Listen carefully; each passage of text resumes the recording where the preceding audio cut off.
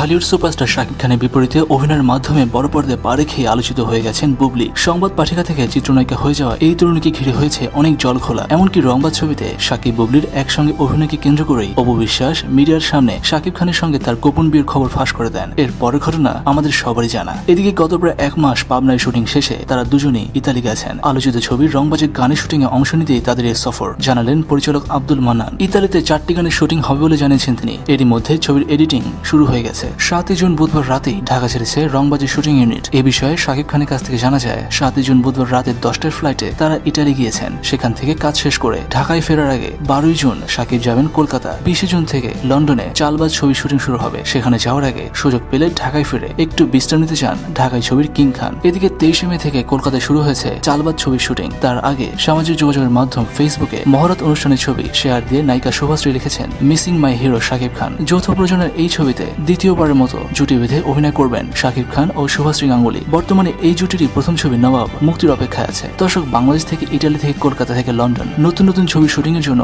এভাবেই দেশ থেকে আরেক দেশে উড়ে যাচ্ছেন ঢালিউড কিং শাকিব খান। আর এ কারণে শাকিবের প্রতিটি ছবি এখন দেখার মতন হয়। শাকিবের নিন্দুকদের আপনার কিছু বলার থাকলে জানাতে পারেন নিচে কমেন্ট সেকশনে। আর শাকিব খানকে নিয়ে কোনো মিথ্যা বা ভিত্তিহীন খবরের জন্য নয়, শুধুমাত্র অথেন্টিক খবর জানার জন্য সাবস্ক্রাইব করুন খবর টিভিকে।